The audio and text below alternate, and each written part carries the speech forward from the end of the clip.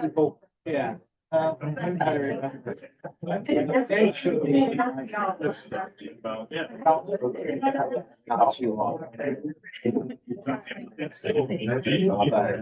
took a while. Yeah, when we said all that, we left it. That's what our other than in law. Grown daughter. At some point, yeah, we wind up in the nursing home. Take her final, go on. Isn't that the case? Yeah. Well, it started succession plan. Yes, sirree. Do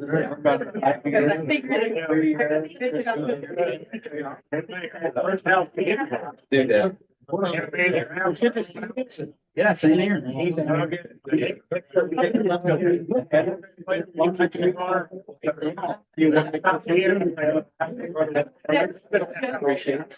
That's right. Good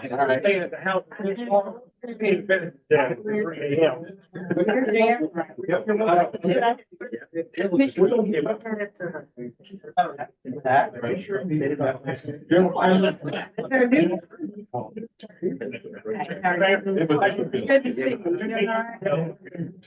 It was like, I figured if we didn't go ahead and do it, then nobody had the balls to do it because they're all from the river. That's what we talk about. So it's like, you know what? I've already been, haven't had any increase since 1996. Well, sweet taking it. Yeah.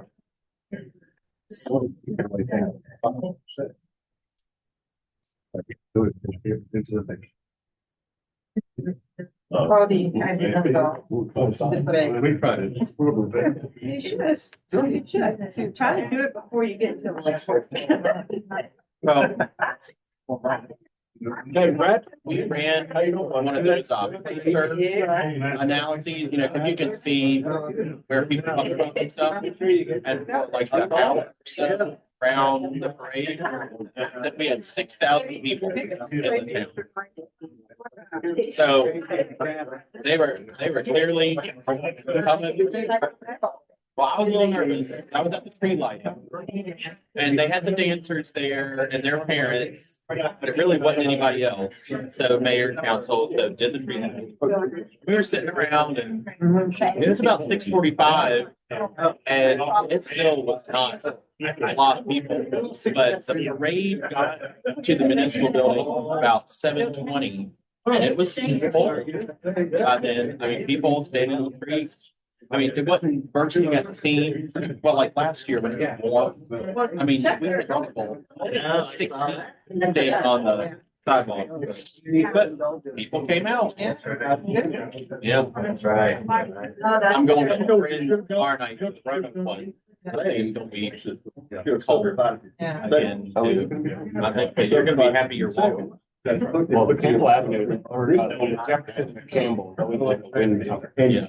Your buddy, stay in the chicken man. He's got sign. He's got sign like that in the building. Says say personal phone. More people, more guys. Save it for the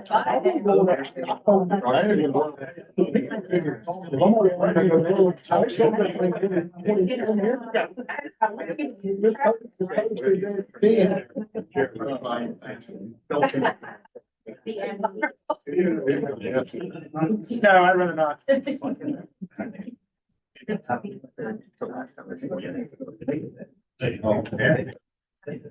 Yeah, you would think you'd be advertising chicken bits, somebody he's got on there, save what you see, what type of sign.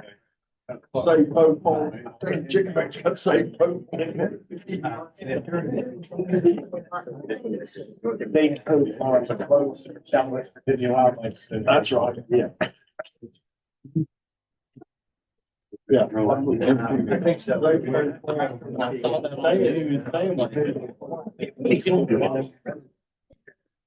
It's all of them feel like He's still part of the community meeting.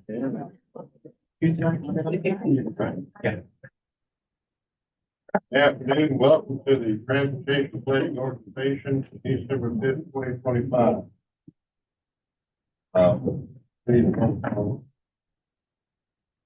Decent. You said December 2025, then we do the roll call. Yep. Mr. Johnson? Mr. Clinton? Ms. White? Mr. Kuzikowski? Here.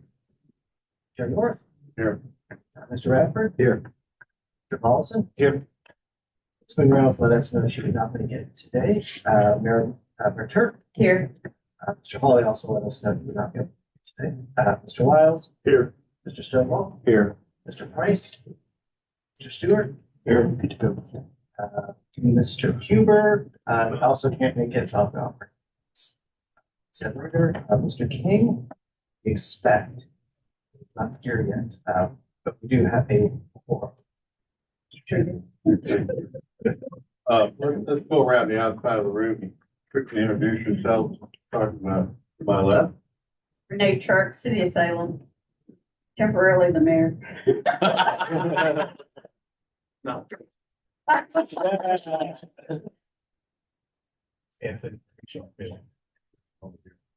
Outside. Wayne, you want to introduce yourself? Wayne Darden, City of Roanoke. Peter McGinn, Town of Kingston. Barbara Jerk, I'm by head transportation advocate. John McCoy, Valley-Alleghany County. Michael Brady, if you don't. Anthony Ford, if you're not potentially setting up candidates. Andrea Garland from Valley-Alleghany Regional Commission. In Grand Rapids County. Allison Sinatra. Elmore Regional Commission. Amaya Matthews Regional Commission. Virginia Marlin Regional Commission. Regional Commission, TV. Up Bill North, you know me. Do they know you? No, it's David Radford, Roanoke County. Mike Stovall, Town of Benton. Keith Wiles, Town of Benton. Cody Sexton, Town of Benton and TTC. Peter Paulson, Roanoke City. Chris Dorsey, City of Salem. Mike Stewart, Roanoke, Blatchford Airport. Steve Fidrzikowski, Montgomery County. Thank y'all for being here today and happy holidays. And if you'd like to go get some sweets now, before I start talking, go right ahead. Not everybody though. Nice sweets out there and treats to boost your sugar level. With that said, Thank you for those. absolutely. Thank you, Virginia Commission. Right. Thank you for dinner. Moving on to item 3, approval of consent agenda items. A, approval of this agenda, and B, action on the October 24th, 2024 RVTPO minutes on pages 3 through 22. Any questions? If not, I'll entertain. Motion to a motion. All in favor, say aye. We need a motion. Motion first. I'll make a motion. I'll second. Favor, say aye. Aye. Opposed? Ayes have it. Move on to item 4, marked by the chair. Last month, members of the staff of the RVTPO joined representatives of the Regional Commission, Roanoke Regional Chamber of Commerce, Roanoke Regional Airport Commission, Blue Ridge Innovation Corridor, fact-finding trip to Raleigh, North Carolina. The goal of the trip was to learn more about how regional stakeholders across the public and private sectors have worked together to support investments in the Raleigh-Durham International Airport, including a runway expansion and terminal improvements. Representatives of the Research Triangles Council of Governments, 2 MPOs, 2 major chambers in that area, and airport leadership in Raleigh were present to discuss a number of local programs and legislative priorities and initiatives that have taken place over the last 2 decades to build support both locally and statewide in North Carolina for airport investments. A particular focus was work by the Regional Transportation Alliance, which is a private sector-led group, to study and define capital needs required for the Raleigh-Durham Airport to support the region's growing economy. RDU CEO Mike Landguth, Mike Stewart's friend, at least they say they're friends, I'm sure they are, led our group through many of the legislative advocacy initiatives led by RDU that have resulted in successful investment in the airport facility. Let me say this, it took them a while, but they finally met with every member of the General Assembly of North Carolina to educate them on how a dollar can return up to 30% airport investment. And once everybody understood that, it's a lot easier working with state folks. By the way, he hasn't shared that formula with us yet, but we need to get that. We didn't see it, he told us. As you may recall from the presentation of the Blue Ridge Innovation Corridor, September 26th here, our region is the fastest growing region in the Commonwealth of Virginia. This is the first of several expected research results from the RVTPO and the Regional Commission that will undertake to identify strategies to support the Roanoke-Blacksburg Regional to meet the needs of that growth. Please watch for additional reporting for this trip and future efforts as they occur. I think we have a meeting next week to debrief and issue a report. It was well worth the time that we took. I want to thank Jeremy because I was down and back both ways, and it was very enlightening. And one of the themes, two themes. One was don't rely on the federal government for anything, because that's really what we kind of thought before we went down there. What we heard was there was a lot of return on investment from the state. And secondly, everybody, not anybody exception, everybody in this area, everyone in the Raleigh area was on board. And I have never seen two bodies take the time they did for us for about 3 hours. And both bodies, it was pointed out by two very large businesses in the area there, two CEOs, I believe, over there, that everyone gets along. Everyone gets along and everyone pulls together. And that's the secret recipe right there, in addition to the effort of the economic return. So we look forward to sharing more on this in the future. And much as it's hard to go down and back in one day in a van, we had a great conversation, and we didn't have time to get something to eat. We got there with 10 minutes to spare. That's right. Very, very, very good. Tomorrow, I meet as representative of the I-81 Advisory Committee up in Lexington, where people all up and down the corridor are going to show up. Now, I can't give you the final report, but I can tell you just a few things you may or may not already know. This is a requirement every year for this commission, advisory commission, to meet. It's a requirement of the General Assembly. And so that started back in 2020 when the advisory commission was formed. It was amended at that time that regional fuels taxes include only localities through which I-81 passes or cities wholly encompassed by a county through which I-81 passes. The Commonwealth Transportation Board, which met last week, will approve the 2024 I-81 annual progress report at their January meeting and send it to the General Assembly. So far, I-81 fuel taxes, I-81 allocation of the IOEP, which I believe is the federal government, and other sources, $316 billion, as well as the interest income, yield $2.3 billion in sources of revenue. The planned debt for construction is almost $1 billion, total $3.371 billion. Everything up and down the corridor. A lot of projects have been completed. One potential cause of increased number and duration of lane closures is work-related incidents we are familiar with. For example, the increase in lane impacting incidents over 1 hour is overrepresented between exits 137 and 141, which overlaps with ongoing Roanoke County widening projects between those two exits, 137 and 141. The number of lane impacting incidents over 1 hour increased by 57.4% between 2022 and 2023 in this project area. Furthermore, the number of crashes in this project area increased almost 45% between 22 and 23 per VDOT's roadway network system crash reports. The increase in the number of crashes driven by an increase in work zone related crashes increased by almost 71%. Throughout the entire corridor, work zone related crashes increased 34.2% between 22 and 23. So as the construction of continuing multiple 81 widening projects begin in the coming years, the frequency of crashes and lane impacting incidents will likely increase due to the presence of work zones. VDOT should continue to investigate strategies to reduce the frequency of work zone-related crashes along the 81 corridor. The total person hours of delay dropped in 23 by 15.5%. The total lane impacting incidents lasting over 1 hour increased 21%. And total hours of lane closures due to incidents increased 35.4%.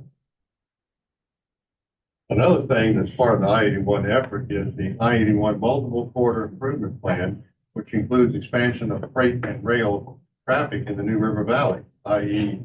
from Roanoke over to Christiansburg, that project. So those are all designed not only to provide the rail service, but it really takes traffic off of I-81 in both directions.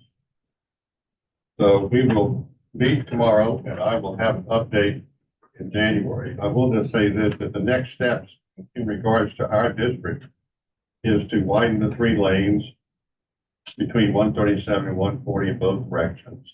Widen the 3 lanes between exits 140 and 141 in both directions.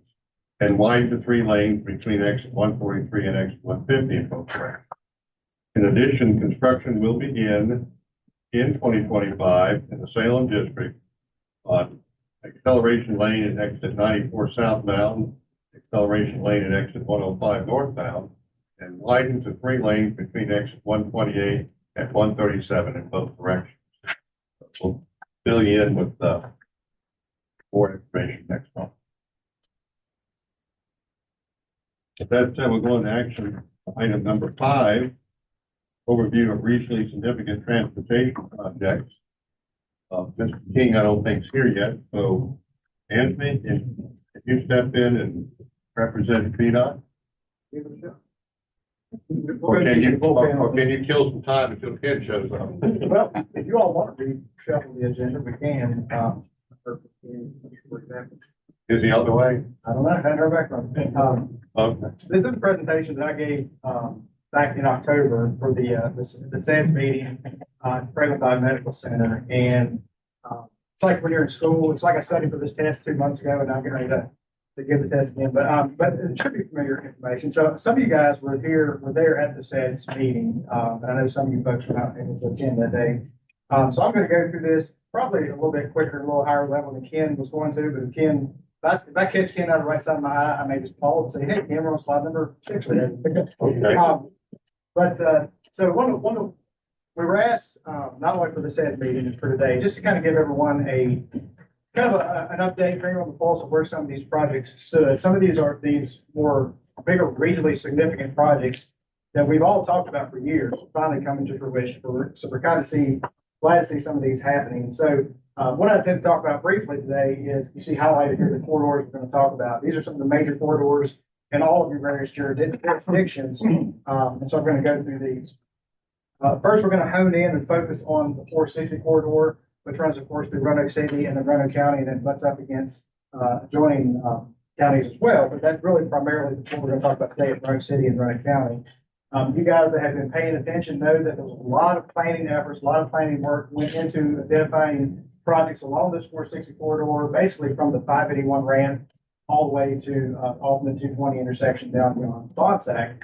And at the end of the day, after all the study, all the effort on y'all's part, the applications and all of that stuff, at the end of the day, we have, you see about $115 million worth of investment going on out there in this area. I wanted to hone in a little bit closer with this slide here and talk about, hopefully you can see, the left side of this is essentially a Roanoke City locally administered project, and the right side of this is a VDOT administered project.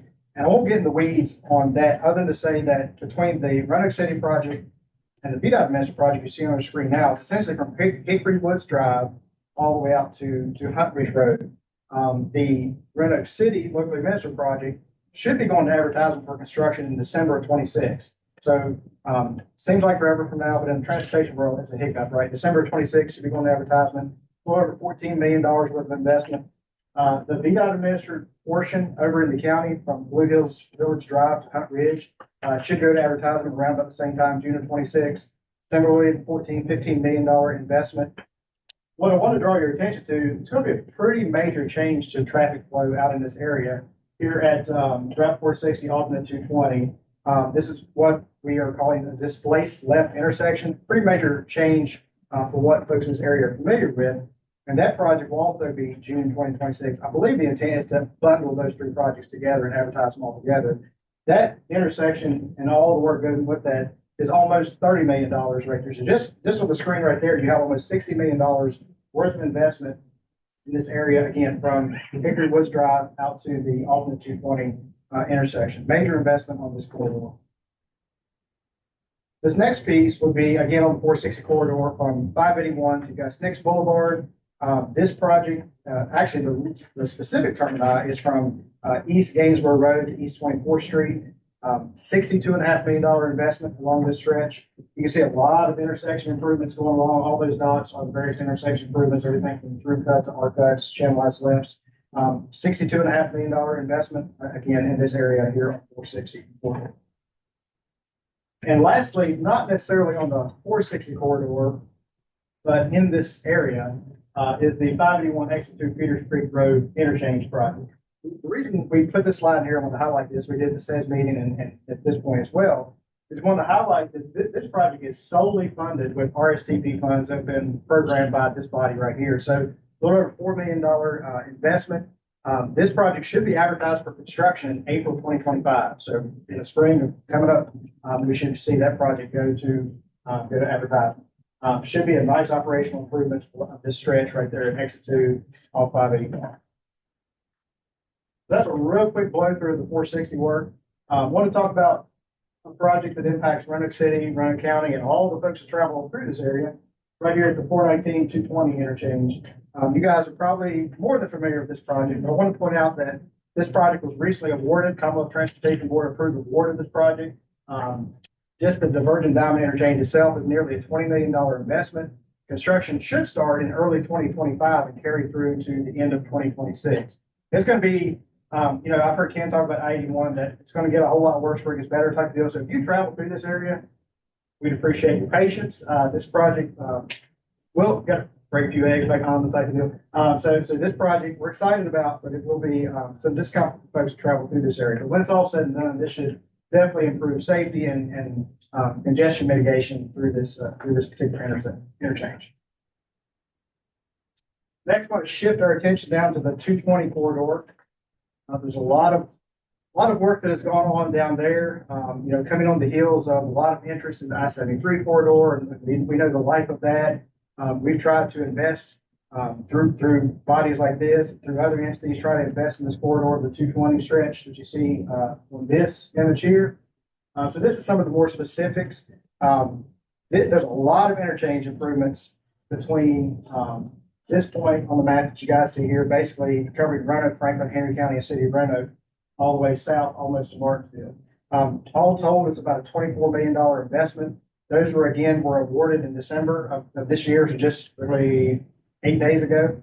And construction on those intersection improvements should start in early 2025 and carry forward into 2027. So again, a lot of improvements along that stretch of corridor as well. This is Ken's baby, talking about through cuts. I'm not going to get into this slide other than to say that I know our traffic engineering folks in Ken have been very excited about the travel time improvements we're going to see. I believe this image is, Michael, correct me wrong, it's like this is the Lowe's Home Depot intersection. And so just with some minor tweaks to the intersection, basically restricting some of the through movements because of very low volume, we should be able to make it a three-leg signalized intersection, which basically is the equivalent of almost adding an extra lane on 220 down through this stretch. So our folks are really excited to see this be implemented and to measure it, and then hopefully come back and tell you guys how successful that is. Now, I'll jump to the I-81 corridor, and again, I'm running through these pretty quickly. And so feel free to ask questions, and I will then jump down and ask Ken to come after that. But the one thing that I think everybody, as long as I've been in Roanoke, and I've been in Roanoke transportation since early 2000s, there's always been a desire to see work happen on the I-81 corridor. So I won't retell the whole story there, but you guys are familiar with kind of a bipartisan effort to come together and put some investment and try to actually make some improvements on the 81 corridor. You see in that first cohort of projects, in December of 2018 timeframe, there was over $2 billion worth of projects that were identified. And then you see some of the efforts that happened between Governor Northam, General Assembly, and others. This is the initial breakdown, and I'll hone in on our district. In Salem District, they had identified 13 projects, $875 million worth of investment along the corridor within our district. And more specifically, that would include 2 curb warning projects, 6 acceleration decel lane projects, and 5 widening projects. And I got just a few brief slides that will get us to the weeds a little bit on each of those. But if you're sitting there thinking, well, and you just said that we've identified $875 million worth of work, over $2 billion statewide, did you guys just draw projects out of a hat? The answer is no. There was a lot of, almost like a smart scale type effort that went into identifying and prioritizing the work that would be done during this first cohort of projects.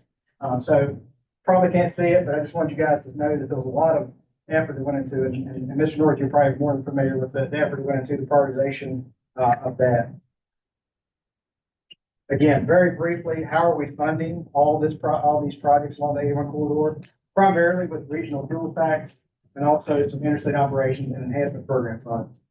Those have been very critical. Those two have been very critical to come together and fund this very expensive project. You guys have seen, every time we touch the next phase of 81, it's the highest dollar project we've ever done in our district. So we're breaking records every time we turn around, but these are expensive projects. Very needed and very timely.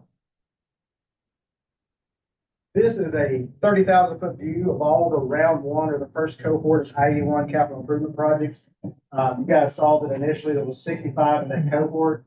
As of October, this was the last time I pulled this. This is kind of where those 65 projects stand. You see the bulk of them are either in the completed status or the under construction status, which is where we would love to see that. Beyond some of the more capital improvement type major projects like acceleration, widening. We did some parallel route improvement projects. You guys that are with some of the member localities here are familiar with, that we coordinated with City of Salem, City of Roanoke, some of the others.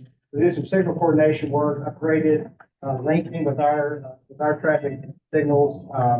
You see a pretty sizable investment in that work as well. Admittedly, a lot of this is to whenever there are incidents on I-81, and we need a detour, we can have some coordination in conjunction with the member localities. Ken? It does sound like it. Ready to go.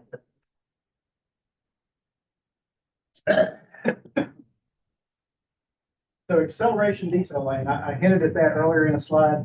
I won't get into details on this other than the ones that are identified as under design here. You see the red dots. Know that all 3 of those will be advertised in 2025. So we're expecting in this next calendar year that those acceleration decel lanes at exit 94, 105, and 162 will all be advertised within the next calendar year. So we're pretty excited about that. The widening projects, which I think everybody is more than familiar with if you've driven through this area. Much needed project, but again, does cause some upheaval during construction. But these are some very major projects. Essentially, one will be able to go from exit 118 down to Christiansburg, all the way to exit 150 there in the Delville area, on 3 lanes of traffic in both directions. What I want to draw your attention to is not on this image is kind of starting north, working south. The exit 143 to 150, we're expecting construction to start with that in early 2025. So here in the next few months, you'll start seeing some signs, start seeing some mobilization and things like that. So that will be under construction here in the coming months. As we go down south a little bit here to exit 128 and 137, our folks in contracting and construction and our folks in L&D, we put out the RFP, or request for proposals, in November of 25, so not too far from now. With construction expected to start and actually start seeing some dirt turned over in 2027. And then lastly, we're kind of moving south there, the 118 to 128 section. We're expecting the RFP for that will be put out in 2029. Construction expected to start next year to 2030. So you can kind of see the staged approach of construction going on down through this corridor from essentially 118 to 150. What I told the SEDS group, and what I'll leave you guys with today, if you want more specific information about the project on 81, This is a really good website, improve81.virginia, v.virginia.gov. You can go on there and turn on, projects that are under construction by year. You can turn on, check certain boxes. This map it's dynamic math. It'll highlight and show you at various times what will be under construction. It shows you what projects within each of the construction districts are currently active. It's a very good website, that I'd encourage you guys that are interested in the 81 project to check out. And lastly, that, had in these slides is the update on Route 6 Smart Scale. This slide admittedly is not regional transportation projects, but could be. We just want to real quick highlight, you guys are super familiar with the Route 6 Smart Scale. We started with 54. We first started coordinating with localities. We whittled those down to 34, and I don't mean whittled down like we were just hacking out ones we didn't like, but ones that were eligible, ones that were ready, ones that the data supported. We ultimately landed on 34 applications submitted by localities and jurisdictions like yourselves. And what I want to draw your attention to, well, two things. One, the geographical spread of applications this year was pretty good. They went all focused in one certain area. But the other thing I want to draw your attention to is look at how expensive the applications are. The funding available for Round 6 Smart Scale, we don't know for sure how much it'll be, but I'm expecting to be maybe even slightly a little bit less than we had in Round 5. And so if the bulk of the projects are in the $10 to $50 million range, it doesn't take long to fund a few of those projects before all the funding is exhausted. So Smart Scale has always been competitive. I would argue it's even more competitive in Round 6 than it has been. So just want to make sure you guys were aware of that. In the way of schedule updates, we're expecting on January 14th, which should be the date of the CTV meeting, the scores will be released that morning. Our CTV member gets them about the same time we do. I do want to caution everybody to know that when the scores come out, that's not like the final list. They're just going to fund 1, 2, 3, 4. The funding's done.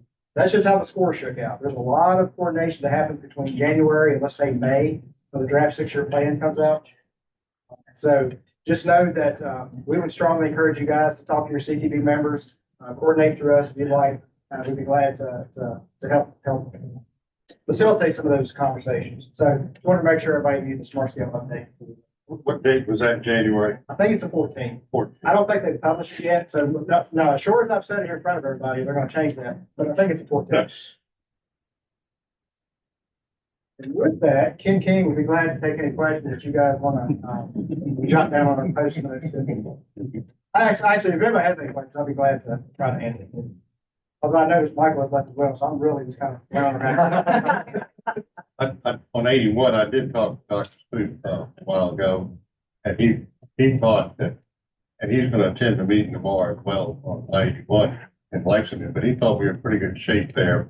And I think you illustrated that in terms of our Salem district from like Christiansburg all the way up to 150. So we just want to appreciate VDOT and state for work.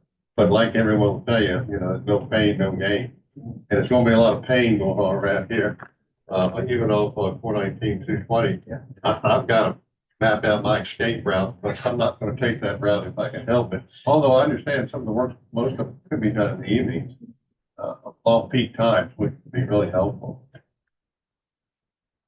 And then, of course, if you come down 581, the city's doing a project, I think, right there at Orange Avenue. So VDOT goes to beach the front. So you might have to get off at Elm Avenue, keep on going, coming the back way through Hirschberger. All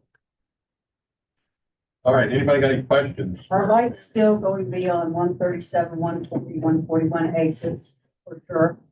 I could say with confidence, because I live off 137, they've installed the pedestals and the conduit there at 137. I can't speak beyond that. Michael, you know anything about Think so, but I can say. Yeah, 137 bill, because I've seen the houses. Thank you. Just out of curiosity, Anthony, the bridges at 143, are they going to be replaced or widened?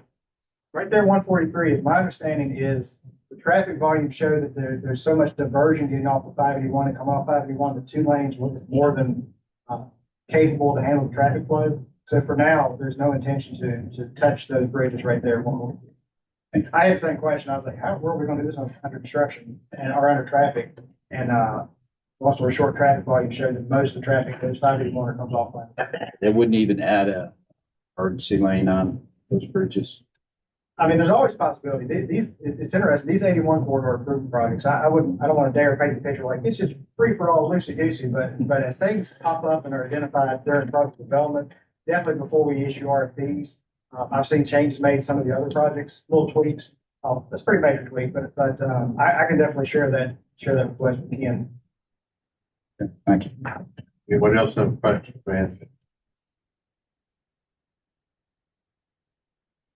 Okay, thank you, Anthony, and, tell Ken he's gonna get some phone calls. All right, moving on to item 6, Surface Transportation Block Grant, STVD, and Carbon Reduction Program, acronym TRP, existing project updates on pages 24 through 28 of your package. Chair recognizes Allison Stinnett. Allison. Hello, everyone. So today we're going to have first iteration of looking at the Surface Transportation Block Grant and Carbon Reduction Program. So so in September, staff here initiated the process to receiving the annual updates for additional funding requests for existing projects. So this round, we are only entertaining existing projects, additional funding requests. So, but we also got the updates from all the projects. So since then, we've been able to develop the project updates, and we've shared that with members already. And look at the timeline and then project updates. So the project submission date deadline was October 31st, and then the TDC reviewed in November. And then this is your all's first reading of this. And then in the TDC, we will be discussing initial financial plan for recommendation for March, but there will also be in February public comment for this effort. And then March will be the final recommendation for financial plan, and then approval public comment period. So it can get to VDOT by March 27th, or after PTO, so it can go into the program. So that is the timeline. So this update period, we received 32 project updates. 7 of those projects are awaiting financial closeout, or at least they were in October, or have been completed. And 2 projects received permanent completion, and 1 project was combined with 2 other Smartsville projects. One of the projects was the SDG project, and the other 2 were Smartsville projects. And now that has become sort of a mega project that Mr. Ford just talked about previously. So that is now a project from 581 all the way to 24th Street for Gus Nicks. So that is one of the changes. We will have an amendment in a future month to go with that. But so those were the generic updates. If you would like to review, they are all listed in the staff report that was given by project. So from the updates, we have received notice that Town of Benton will be returning $292,000 from the phase 1 of Walnut Avenue flexible pedestrian accommodation. And we had 2 requests, one from the Town of Benton and one from the City of Salem. So the Town of Benton is requesting $50,000 for the Gus Nicks Boulevard pedestrian bicycle crossing. And the City of Salem is requesting $105,596 for the Roanoke River Greenway after City. So the reasoning for those requests, the Gus Nicks Boulevard, Ms. McMillan presented last TTC meeting, and essentially they were requesting additional funds due to change orders, and they are already completed with the project. They just need to close out with it. And that was sort of what, with the timeline and everything, that is the additional funding that is needed to be able to fund the project. And then for City of Salem's project. They submitted the project for review by VDOT, and VDOT had recommended additional funding for a couple of their items, and that is sort of what increased the cost. So the cost estimate increased by that much based on VDOT's review. So as of right now, the financials, so right now we have about $5.5 million in balance entry. And then it would increase by 292,000 from the returning from town of Benton. And then, so that would increase our balance entry to 5.8 million. And looking forward, if it were to be approved, the two requests, then the balance entry would be about 5.3 million. So just to give you the numbers of what that would look like.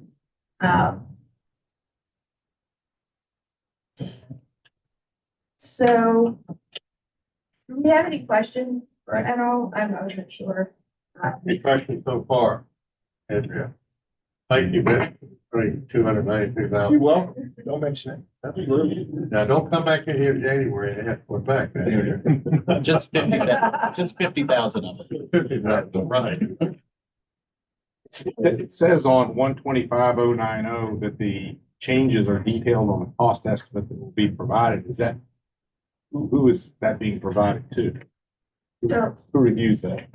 the TDC received it. I can provide that next month with the presentations that the TDC received from the projects that are requesting additional. So we're not being asked to approve that money now. No, no, sir. No action. No action. Read that. So, this is what next steps are going forward with this effort. So in January, it is proposed that PPP will create additional financial plans with future recommendations and policy board. February, it's sort of normal that we have a comment period for this effort. Portion of the comment period. And then, in March, we would have the final financial plan recommendation from the PPP policy board. We represent that in the policy board, have a public hearing, and the approval process for this financial plan. Thank you. Any questions? And the presentation and the timeline, next step. Okay. Thank you, Andrea. I'm sorry, excuse me. And you still have the podium for item number 7. Yes. Recommendation of amendment to the FY 2025 Unified Work Program. Yeah. So, to give a little backstory about this effort, when the TPO had access to the social media platform MetroQuest, that was through a contract with VDOT, and that contract ended, and that resulted in the TPO having, trying to figure out what the next best step would be for public engagement. So we tried several things, and we ended up hearing about services. So Social Pinpoint is the company that ended up buying out MetroQuest, and they approached us, and they ended up being able to have a tiered structure with all of the planning commissions, multiple planning commissions across the state.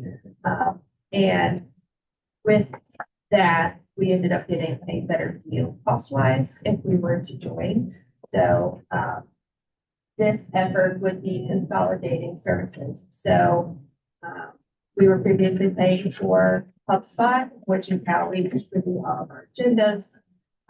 And everybody uses it to distribute any sort of outward messages. And we also have SurveyMonkey accounts. And so looking at the costs, this amendment is requesting to reallocate funding from these sources to be applied to the new service. So this new service would be all of the public engagement effort. It would replace HubSpot. So it would just be a really nice service, and everyone would be able to use the same platform.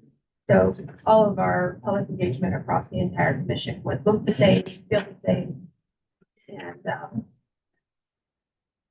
so these are the funding sources for this body, but reallocating those to go towards the good.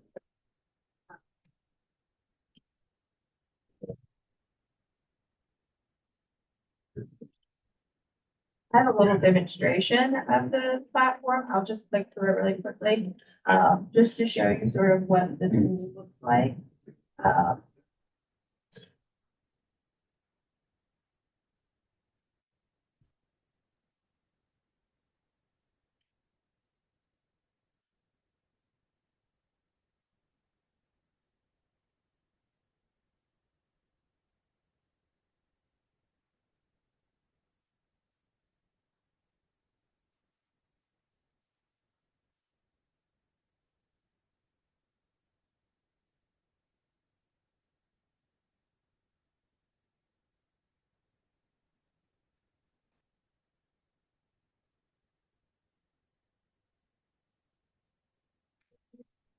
Tracking features.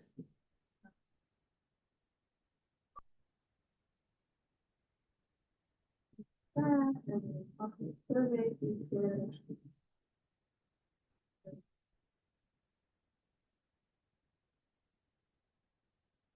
Yeah. It's a point system, so it's really comprehensive. You can do a lot with it. There's our pages. So this is going to enhance our coverage area, is that correct? Yes, sir. That's good, because I know that's been a challenge. Yes. Oh, yeah, so this is the survey, so there's a lot of different features for survey. Enhanced service that we've never been able to read. So,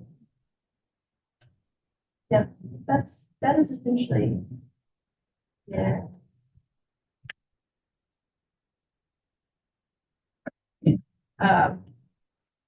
With this effort, starting this contract would be with 6 other PDCs. So it became very popular, at least in this side of the state too. River Valley also has already started contract. So anyway, but so Amendment 1. So the action would be to modify the previously adopted work program. And the adoption of Amendment 1 to the 25 defined work program to fund this service. Real council funding. Page 30 in your package, if you want to see the detailed resolution, I encourage you to look it over. Any questions before the roll call vote? Alan. Okay. Comment, Allison, before we go to the roll call vote? This time we will have a roll call vote. Motion so moved. Second. Let's put that on there. Okay, so. Call the roll.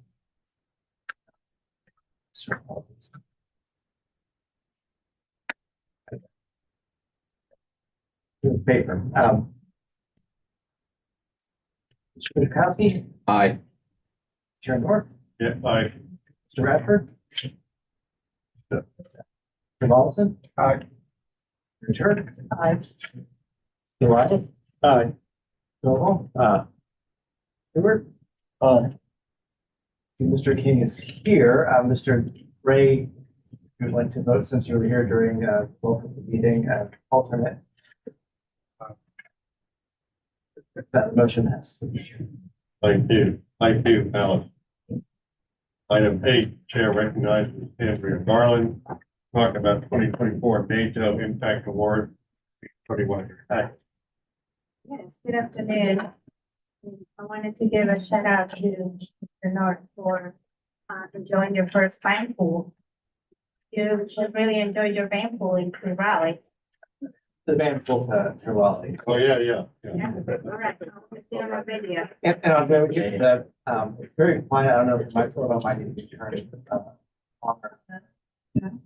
No, That's a little bit, that's just. not my division. I don't know. Speak loud. I can Thank you. speak loud. Okay. So I have talked about this project before. You heard me, give you a presentation of the Lansdowne Walkability Project where we effectively narrow the road and to provide a safety walking access to the community of Lansdowne to the new, community services at, the Melrose Plaza. And I just want to share with you that we submitted this project to the NATO Impact Awards, and we received the award on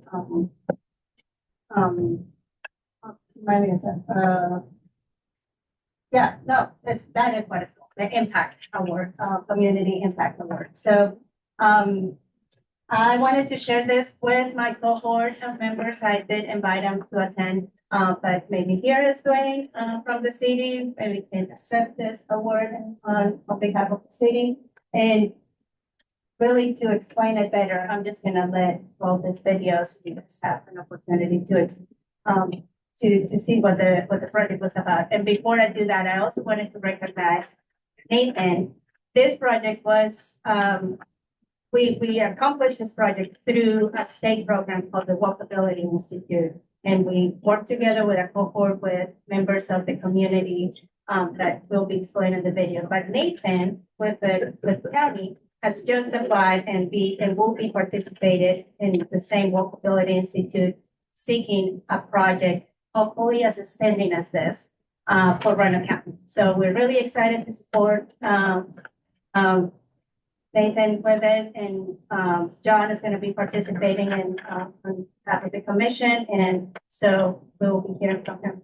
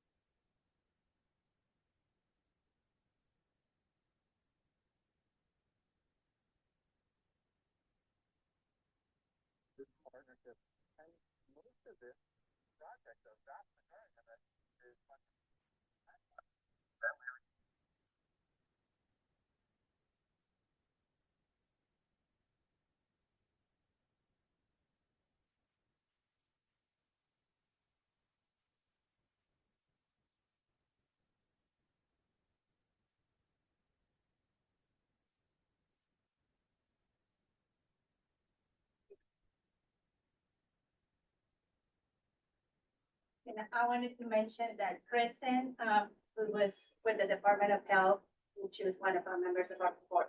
She didn't know anything about transportation she's a health professional.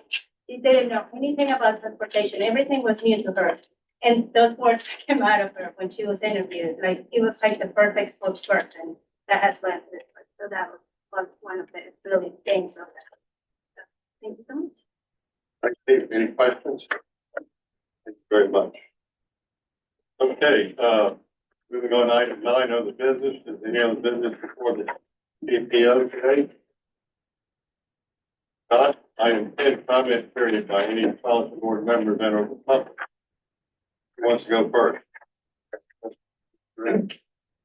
So I appreciate that trip y'all took to Raleigh. That's really, that's enlightening to find out how to fund that. So where do we go from there? Because we've been talking about airport extension for a long time. We don't talk about it for a long time. We don't.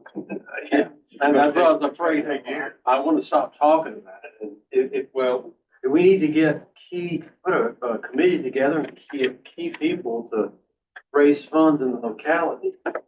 that's exactly right. You are going to need to get everyone. I mean, every single business, small, medium, and large, it is there. And they're going to have to pony up some of the bucks. Going to have to get the legislators to corral them in a room and explain the formula to them. And we need to make them believers that when you spend $1, you get 30% back or whatever the amount was on economic benefit. And that's how Raleigh has grown into what it is today. And that's why people are jumping in the car, running to Raleigh and some of these other places, because they had to sell the state legislatures. Nothing much was mentioned that I could remember. Sometimes I don't hear anything, right, on federal funding. Well, it's, Eventually, you can get some federal funding, but you usually do for other purposes. I was gonna say, if I can chime in for a second, You federal can. funding, you made the comment that you can't count on the federal government. Don't disagree with that, but you have to have it. You They, do. they will be 90% or better of the funding. So, That's the reason North Carolina is funded more heavily by the state legislature, is because they've got a formula and a method and a process that we don't in the state of Virginia. That's exactly what they sold me on now. So, first of all, I'm gonna have a debriefing next, but everyone's been so busy since we got back, and everything else, all these engineer meetings, and we're gonna flesh out what we heard, get the consensus on what we heard, put it up on a worksheet someplace on PowerPoint, and then we're gonna go from there. And that means engaging the chamber, because Eric, the Roanoke Regional Chamber, was there, and the Airport Commission, the attorney was there, and their vice chair of the commission, Airport Commission, was there, and we're gonna plot the next steps. But it's gonna take years. and if I can add, Mr. Chairman, and unfortunately, I wasn't able to make the trip. I was part of planning to go down there, but I think probably the learning, I think, from what I've heard that most people had is realizing what the airport itself cannot do. Right. And restrictions that the airports are under and what kind of community effort it takes to get some of these major projects done. And we don't have a population of the traffic that RDE has. So that gives us a little bit of a bigger uphill battle for a project this size. But I'd also tell you, we can do a lot of improvements before that runway crosses 581 to continue to enhance service. So we don't want anybody thinking we're gonna wait how many every years to do a runway extension. So this is, to me, a breath of fresh air. Not that we haven't always had great support, but formalizing, getting a energetic, credible leader to kind of help rally everybody around the airport. is a great step, and I think we've got momentum, we gotta keep it going. And just to add to that, Mike's working now with the FAA to get the master plan finished, approved. They can answer any questions they have, because just because you turn it in doesn't mean it's over. That's when the questions start. And by the way, we wrote, others wrote, Roanoke County Road, Regional Commission, TPO Road, letter to Secretary of Transportation. Let me just read this to you all. Just add some more fodder. Thanks for your letter to Governor Youngkin expressing support for infrastructure improvements. The airport, one of 65 in Virginia, is vital to promoting economic development and connectivity. As you may be aware, the Roanoke-Blacksburg Regional Airport is currently engaged in updating its master plan. Master plan update is driven by the airport sponsor, which is the Regional Airport Commission. Participation of users of the airport and the community, along with guidance from the FAA and the Virginia Department of Aviation.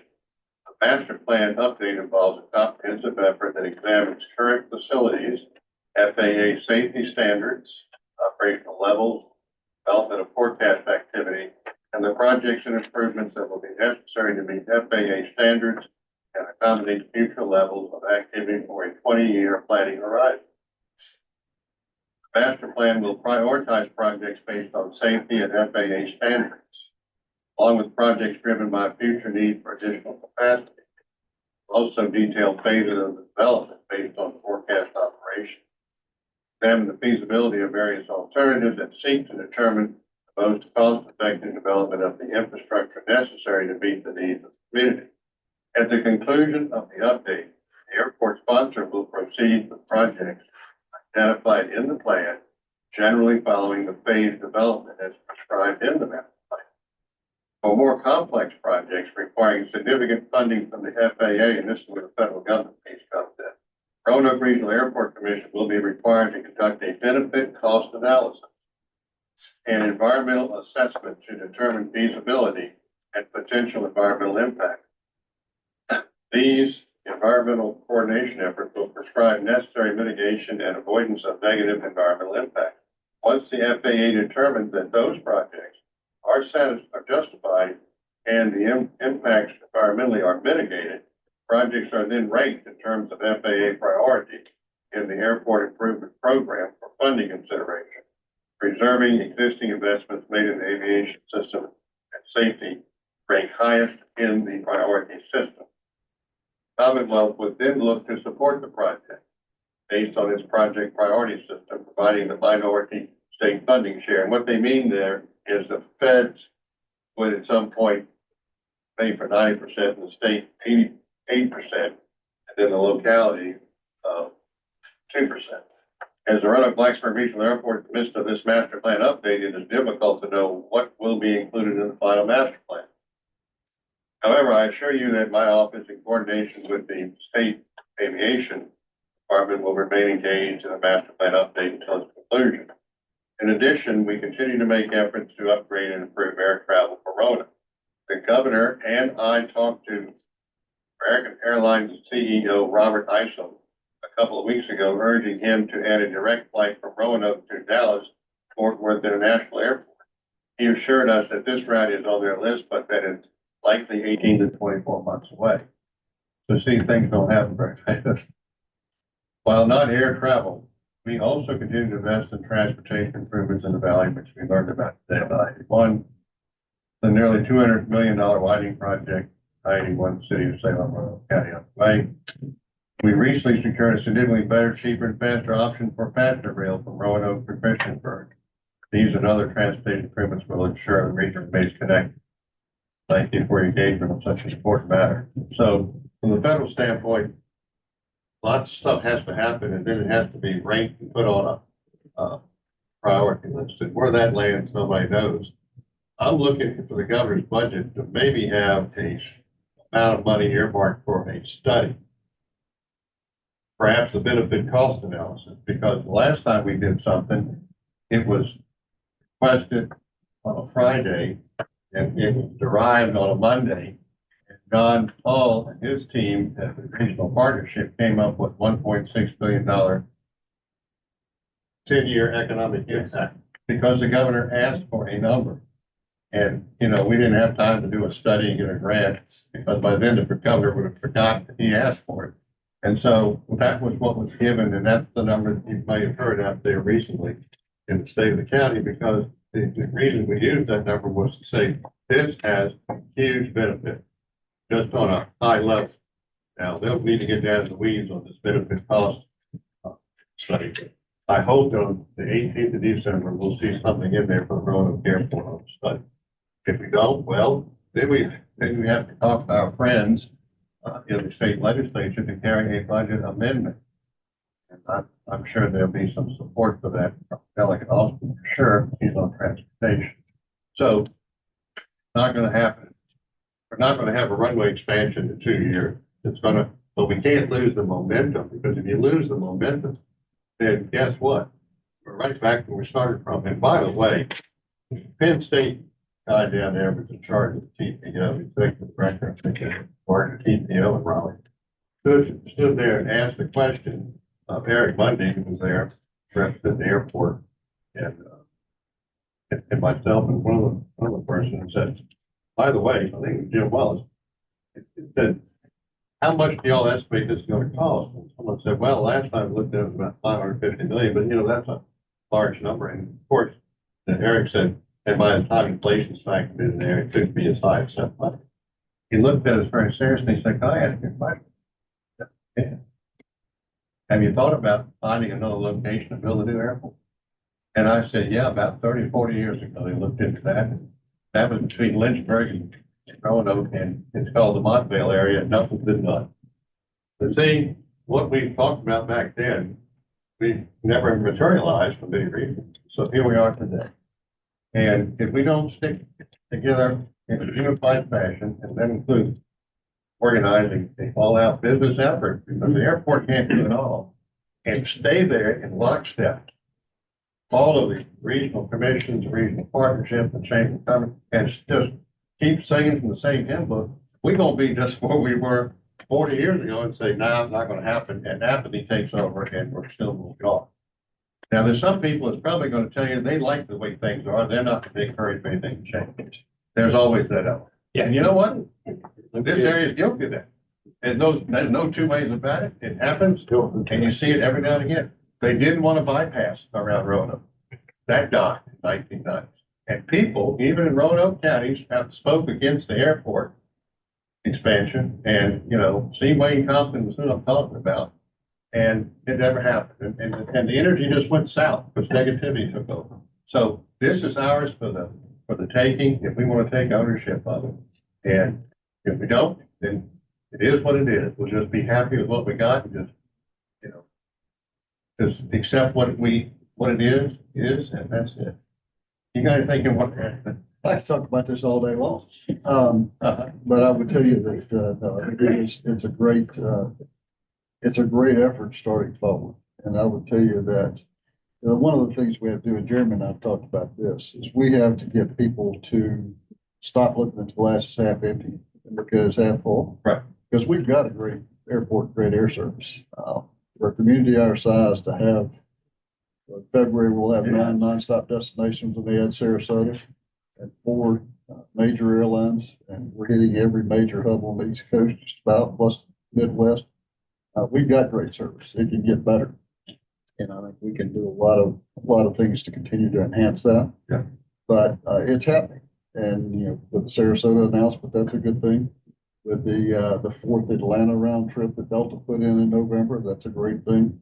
You're opening up, you're hitting the biggest airport in the world and the connections that it provides. So we've got tremendous service. We've got to see that. The airlines have got to feel it, but it's also, we've got an opportunity right now because we are going to end 2024 very near the highest number that we've had in 25 years. That's in appointments. And that gets airlines' attention. And this is not only economically driven, it's business driven. Norfolk Southern CEO told me after he retired and I retired, up in coffee, they left Roanoke because customers complained about getting to it from Roanoke. And we as employees had to always go through a hub. And it was sometimes 4, 6 hours, 7 hours commuting, so it took almost a day of commuting.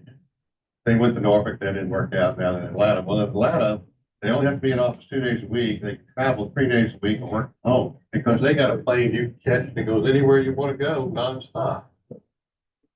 People said Advance Auto left, part because of that reason. Recent CEO left and said he's moving headquarters to Houston, I think. What's the name of that company? Middle? T-Mike. So, you know, it is what it is. Now, I would tell you, we've made up in employment for some of those losses. So we haven't lost a lot of people that are employed. They're just not the big companies. And, you know, you spend the dollar and get return, and you're going to attract businesses here with better flights. That's where that benefit comes. Well, and that's what Chairman North and I have talked in the past too, the Norfolk Southern rumors and then the Montvale rumors. It's all been out there for years, but I would almost tell you that in a lot of ways, we're fortunate that they moved the airport out of Montvale 40 years ago. Because most of our traffic today is right here around us now. We've been moving away from it, and more importantly, moving away from the second biggest generator in Blacksburg. So in a lot of ways, I think ideally location wise, we're in the best spot we could be.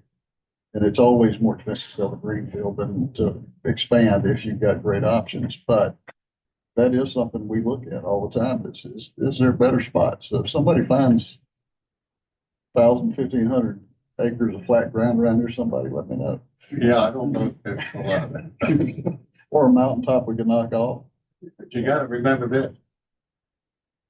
Every one of us got to fly ROA. You can't be sneaking down to Greensboro. You might go to Lynchburg, which suppose when you start doing all that stuff, you don't always work out. You know, snowstorm comes, you get stranded, you got to get there. You got to get to and from there with fuel, calls, driving. I mean, it is what it is. Do you want to pay a couple $100 for a ticket, or do you want to think you could try to save 100 than 200 by driving somewhere else? Go right ahead. I've tried it. It don't always work out. There's sometimes it does. And it didn't take me one time to try it. It didn't work out. I stopped doing it. That's it. But good question. Well, and I would love to see it happen sooner or later. Yeah. It just not going on. Do we have a master plan that shows the 581 extension? As part of the submittal, when you submit these plans to the FAA, you provide them alternatives. Okay. One of the preferred alternative we submitted was for the bridge of 581. We've looked at every other direction. You got obviously 4 directions you can go off with 2 runways. Uh-huh. The mountains are a non-starter. You can't go north. To go south, you could possibly make a one-way runway over the south direction, but the real way to spend that kind of money is you want to be able to use the runway both directions. To be able to do that, you have to slide the north-south runway about 3,500 feet to the south and then extend it. So you take out not only Valley View, but you take out Round Hill Elementary, a subdivision, and you got 581 that comes back in on the south end. Going to the east, you're building a mountain continuous to what they did several years ago when they built over Airport Road out there in the tunnel there. It's just a constructed mountain. That's all it is. It's very expensive, a lot of environmental issues. So you're really only left with one way to go, and that's west across 581. We already own most of that property. The city of Roanoke still got some we're talking to them about, but a lot less impact there. But an old golf course and other things have been over there. That's going to be a full-blown environmental study. It's going to probably take a couple of years. There's, as Phil was reading this, I'm just sitting here thinking, welcome to my world.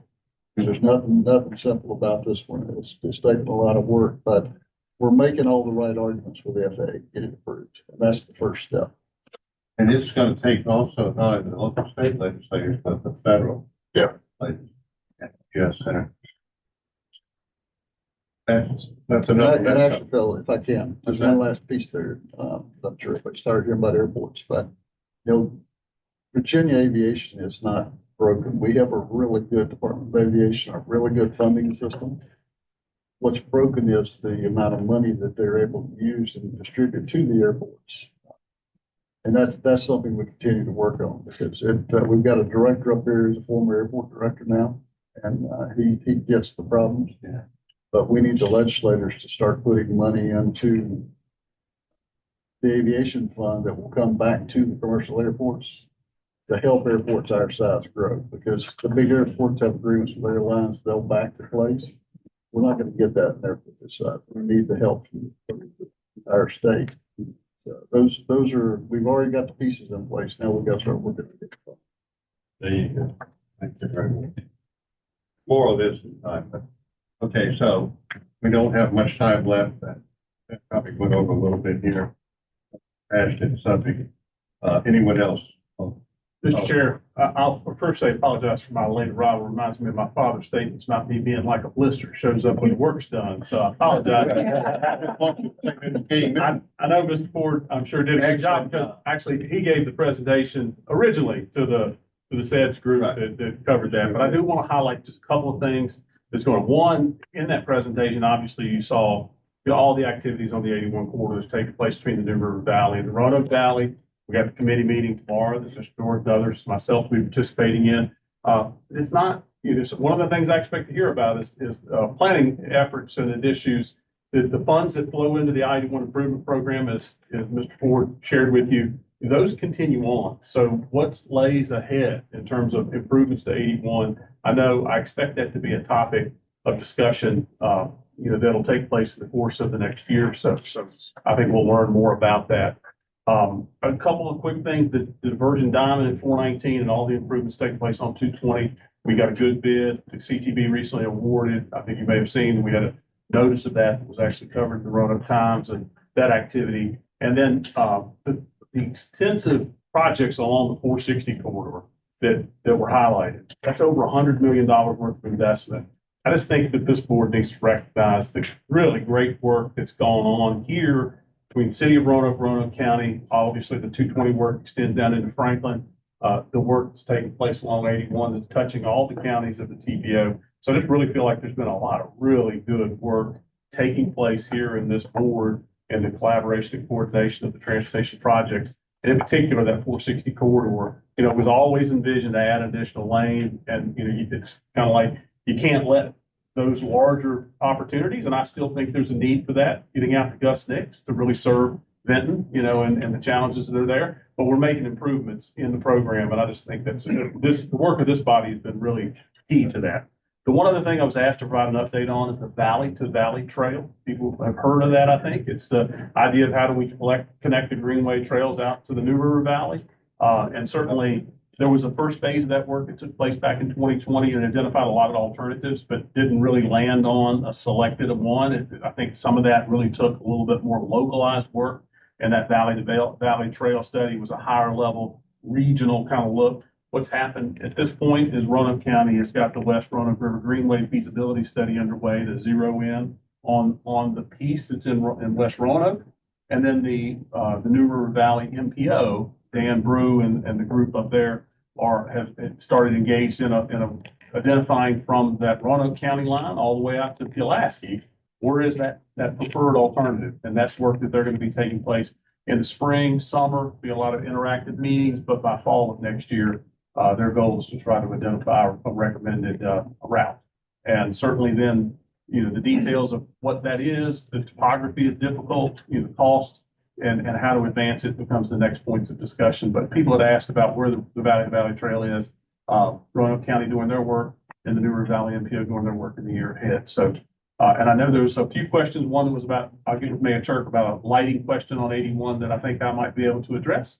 But again, I apologize for my late arrival, but appreciate Mr. Ford covering the topics.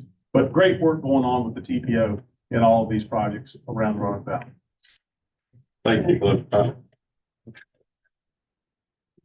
And Mr. Chair, one final thing, you all have a printed update from Rich Hubert, the RVT, who could not make it in the interest of time. I won't read this out loud, but we'll put it in the minutes. I will just highlight the RVT that have a new director, Tiffany Robinson. I think Rhea may have met her virtually or attended something in conjunction to her a few weeks ago, but we look forward to the new leadership at the RVT and continuing to work with that transit and other. So that's it. Thank you. Happy holidays, Merry Christmas, New Year. Is there a motion? There a second? All in favor, say aye. Aye. No. Very good. if you are here for the executive, we will meet, we're gonna meet downstairs. For the executive meeting. I